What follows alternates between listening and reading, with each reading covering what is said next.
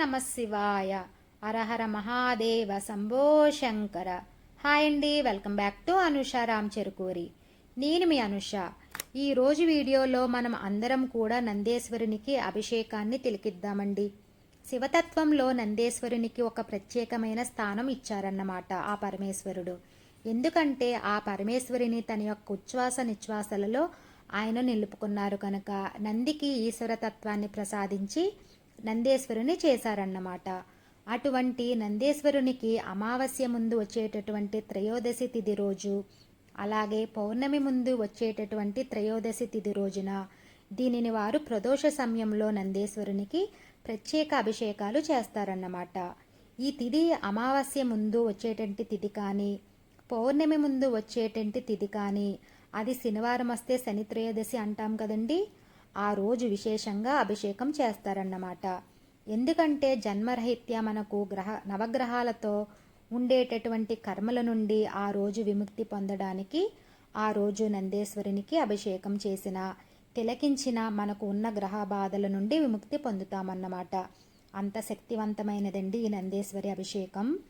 ఎవరైతే సమస్యలతో బాధపడతారో త్రయోదశి తిథి రోజున ప్రదోష సమయంలో నందేశ్వరి అభిషేకం చేయించుకుని పరమేశ్వరుడికి అలాగే నందేశ్వరుడికి ఏకకాలంలో హారతి తీసుకుని ప్రదక్షిణ చేస్తే వారికి ఉండే సమస్యలన్నీ తొలగిపోతాయన్నమాట. ఈ నందేశ్వర అభిషేకం ఎక్కడా స్కిప్ చేయకుండా ఈ వీడియోని తిలకించండి.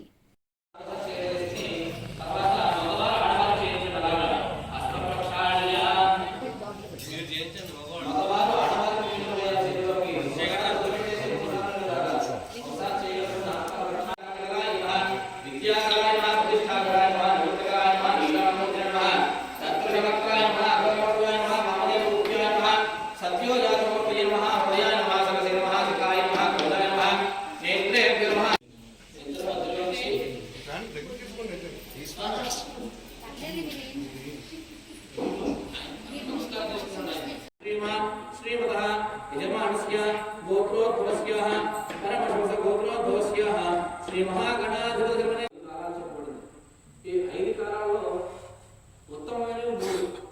ఒకటి బ్రహ్మకాలం, ఒకటి సూర్యోదయానికి పూర్వం, 3 ప్రదోష సమయం. ఇవి ప్రాధాన్యత. బ్రహ్మకాలం అనగా ఉదయాన్నే 3 గంటలకి 12 గంటల నుంచి 3 గంటల లోపు దాన్ని బ్రహ్మముహూర్తం అంటారు. దానికి దుర్ముహూర్తాలతో కానీ దేనితో సంబంధమే ఉండదు. అసలు ఏ పనైనా సరే దిగ్విజయం అది. సూర్యోదయానికి పూర్వం అనగా 5 గంటల నుంచి 6 గంటల లోపు, అది 2 కాలాలు. తర్వాత ఇంకా విశేషమైన కాలాలు ఏమిటంటే సంధ్యా ప్రదోష కాలం. సాయంత్రం సమయాన్ని ఏమంటే ప్రదోషం అంటారు. ఈ ప్రదోష కాలం అనగా ఎప్పుడు అంటే సాయంత్రం 5 గంటల నుంచి 7 గంటల లోపు. ఈ సమయాన్ని ప్రదోషం అంటారు. ఈ సమయంలో స్వామివారికి ఎంత విశేషంగా పూజ చేస్తే అంత సంతృప్తి, అంటే ఆయనకు అంత ఆనందంగా ఉంటుంది. విశేష పూజా కార్యక్రమం. ఆ విధంగా నందీశ్వరుడు స్వామివారిని వరం కోరగా ప్రదోష సమయంలో ఎవరైతే త్రయోదశి తిథి నాడు, త్రయోదశి తిథి అంటే 2 సార్లు వస్తుంది, ఒక నెలలో 2 సార్లు చెప్పాలంటే దీన్ని పక్షంగా భావించవచ్చు. 2 పక్షాలు అంటారు అన్నమాట. మనం లెక్క ప్రకారం తెలుగు సంస్కృత భాషలో మాసం, నెలని మాసం అంటారు. మాసం వేరు, మాంసం వేరు.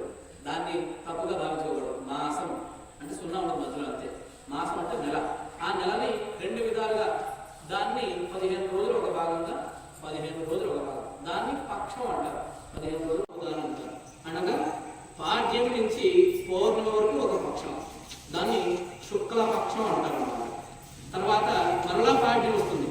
ఆ పాడ్యం నుంచి అమావాస్య వరకు కృష్ణపక్షం.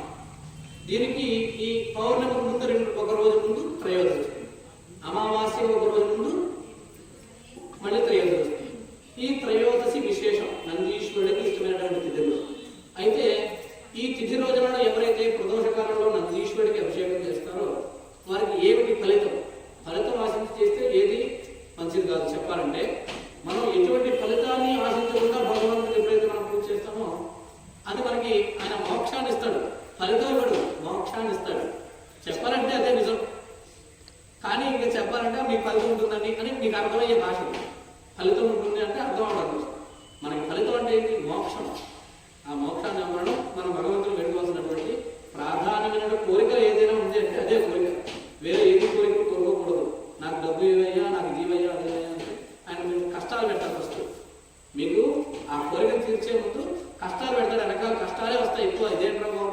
ఈ కష్టాల్లో పడలేకపోతున్నాను అని వైరాగ్యాన్ని తెప్పిస్తాడు మనకి. ఏమనిపిస్తుంది? కష్టాలు ఎక్కువైతే చచ్చిపోవాలని అనిపిస్తుంది మనిషికి, అవునా? దాని అర్థం వైరాగ్యం. వైరాగ్యం అంటే ఏమి వద్దు, నాకు ఏమి వద్దు, అన్ని వదిలేసి బతకాలి, అదే వైరాగ్యం అంటే. వైరాగ్యాన్ని చూపిస్తాడు, ఐశ్వర్యాన్ని చూపించడు. మనం ఎప్పుడైతే నిష్క్రమించి మనం మన బాధ్యత నిర్వహిస్తామో అప్పుడు మనకు ముందన్నా ఇస్తాడు ఆయన. అది కాబట్టి మనం అడగాల్సింది మోక్షం. అయితే దీనివల్ల ఏమిటి? ఈ యొక్క కలియుగంలో మనం తెలుసో తెలియకో ఎన్నో రకాల పాపాలు చేస్తుంటాం. ఎవరైనా సరే మానవ జన్మ కలియుగంలో చేసేదే పాపం చెప్పాలంటే. ఆ పాపాన్ని మనం పుణ్యంగా మార్చుకోవాలి. ఆ పుణ్యంగా మార్చుకోవడం భగవంతుడి సేవ. ఈ సేవలో విశేషమైనటువంటి నందీశ్వరుడు.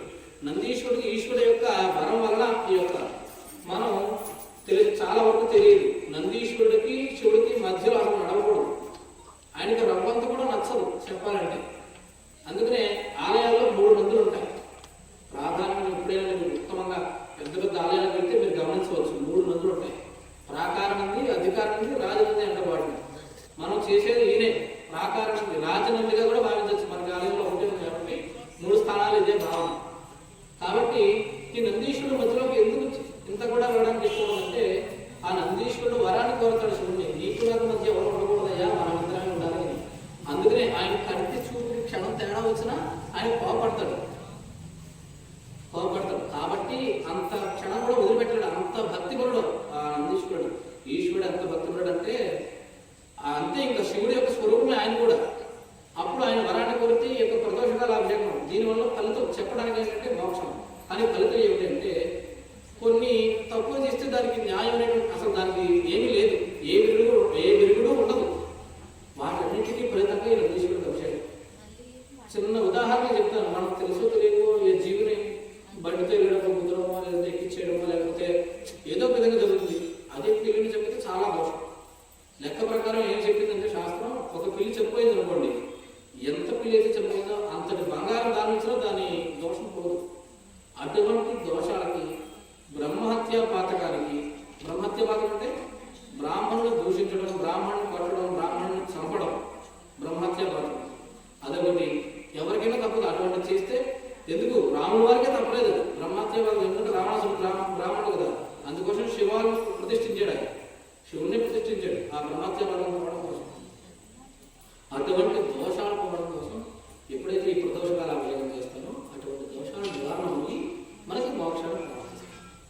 అందుకోసం విశేషం ఉంటుంది. విశేషం ఎందువల్ల అంటే అది మనం శివుడికి నందీశ్వరుడికి అభిషేకం చేసేటువంటి ప్రధానం అనుకోవచ్చు. అదేంటంటే శివుడికే చేస్తున్నాం కదా అంటే, శివుడు ఏమంటుందంటే నాకు మించిన భక్తి. ఇప్పుడు భగవంతుడు మనం నామస్మరణతో ఎంతో సంతృప్తిగా చేస్తున్నాం. ఆయనకి ఇంకా ఇష్టం. ఇప్పుడు సపోజ్ మనం ఉన్నామనుకోండి, మనం ఉన్నత స్థానంలో, మీకు అర్థం చెప్తున్నాం ఏమనుకోండి, ఉన్నత స్థానంలో ఉన్నాం. మీ శిష్యుడు మీకన్నా ఉన్నతంగా తయారైతే బయటికి ఈర్ష్యగా ఉన్నా, సపోజ్ అందులో ఈర్ష్యగా ఉన్నా, మనసులో చాలా సంతృప్తి ఉంటుంది. నా శిష్యుడు నన్ను దాటి పై లెవెల్లో ఉన్నాడు అనేటువంటి ఒక చిన్న సంతృప్తి మనసులో కలుగుతుంది. అలాగే భగవంతుడు ఒకటే అంటాడు, ఎవరైతే ఆయన భక్తిగా కలుస్తారో వాళ్ళు బాగుంటారు. ఆయనకి చేయాలి. ఈయనకి చేయడం వల్ల శివుడు చాలా ఆనందపడతాడు. మనం శివుడికి చేస్తే 1000 రెట్లు ఆనందపడ్డాడు అనుకోండి, నందీశ్వరుడు అభిషేకం చేస్తే దానికి 1000 రెట్లు ఆనందపడతాడు ఆయన. అర్థమైనా? కాబట్టి ఆయన శక్తి ఈయన శక్తి కలిస్తే మనకి అంత పుణ్యం కలుగుతుంది అని అర్థం. ఈ ప్రదోష సమయంలో ఎంతో విశేషంగా యొక్క మార్గశిర మాసం, అలాగే ధనుర్మాసం. ధనుర్మాసం చాలా విశేషం. ఆ సమయాల్లో మన స్వామివారికి అభిషేకం చేసుకోవడం కూడా మహాభాగ్యంగా భావించి మనస్ఫూర్తిగా ఎటువంటి వేరే ఆలోచనలు అనేటువంటిది లేకుండా ఆ నందీశ్వరుడికి మనస్ఫూర్తిగా ఇక్కడ చేసేటువంటి అభిషేకాన్ని ప్రతి ఒక్కరు కూడా తిలకించి ఆ నందీశ్వరుడు యొక్క అనుగ్రహాన్ని పొందవలసిందిగా నమోదిస్తున్నాను. ఈ యొక్క కార్యక్రమం అందరికీ చెప్పలేకపోయాను. చెప్పాలంటే కొంతవరకు తెలిసిన వాళ్ళందరికీ చెప్పాను, కనిపించిన వాళ్ళకి చెప్పాను. రావాలనే వాళ్ళు ఎవరైనా రావచ్చు. ఈ మైక్లో మాట వినిపించి చూడవచ్చు, దర్శనం చేసుకోవచ్చు. స్వామివారికి పాల్గొనకపోయినా అభిషేకంలో కనీసం తిలకించేంతటి భాగ్యం కలిగిందని మనస్తృప్తితో అయినా ఉండొచ్చు.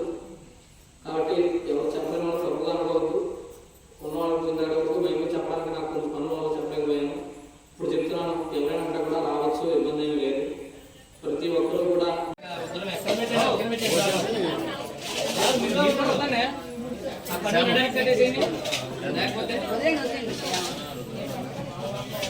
ఒక దంపు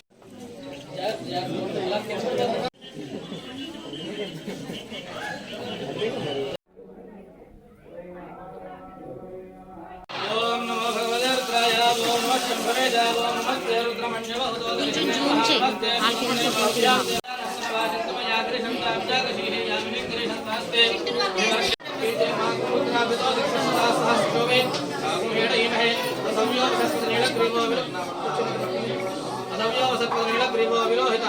ఉదయనం గోపాకృష్ణాభూతాని సదృష్టంద్రః నమో ప్రణగ్రీమాదాక్షాక్షాయుడే అతోయేభ్యో కర నమః నమో జనమోషాయ అందరూ ఓం నమః శివాయ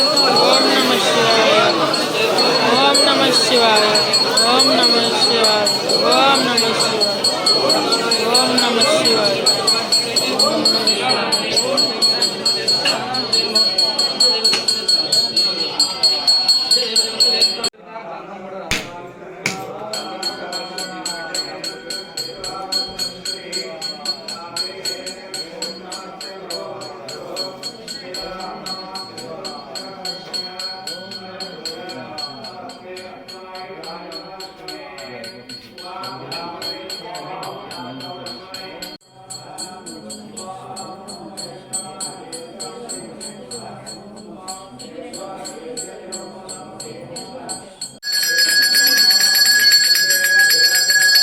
పార్వతీపతయే హర హర ఓం నమః శివాయ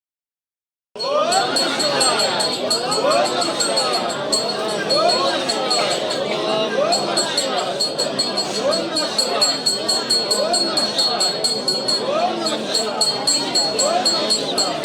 ఓం నమః శివాయ ఓం నమః శివాయ ఓం నమః శివాయ ఓం నమః శివాయ ఓం శుక్రమ సిద్ధ్యోదేవో దేవో ఓం నమః ఓం నమః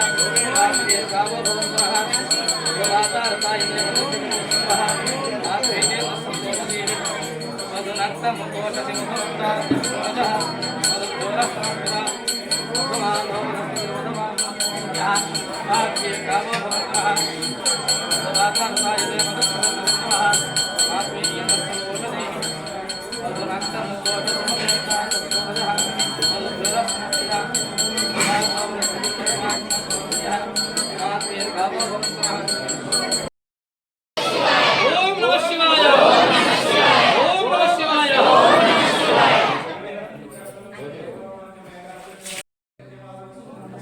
ఓం సత్యరాష్ట్రమయామి సర్వే ఓం నమః శివాయ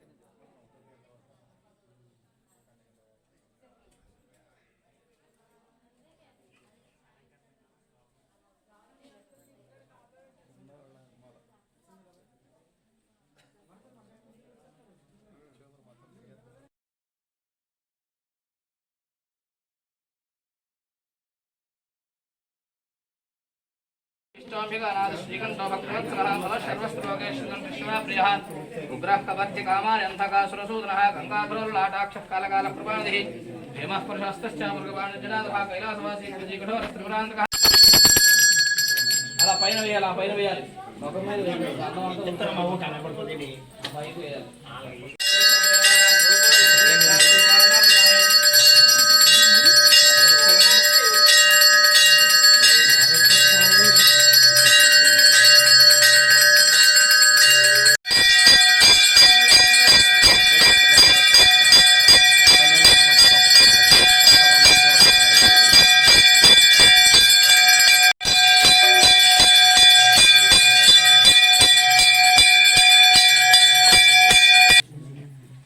అవసరార్థం నారికేళ ద్రాక్ష ఓం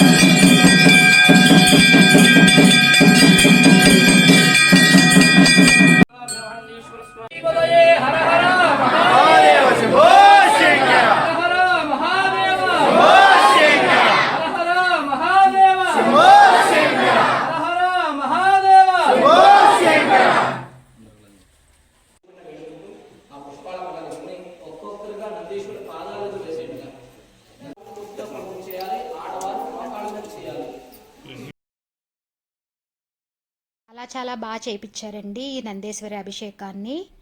ఈ నందేశ్వరి అభిషేకం తిలకించిన మనం చేసినా సరే మనకు ఉన్న గ్రహ బాధల నుండి విముక్తి పొందుతామన్నమాట. హరహర మహాదేవ శంభో శంకర ఓం నమ శివాయ.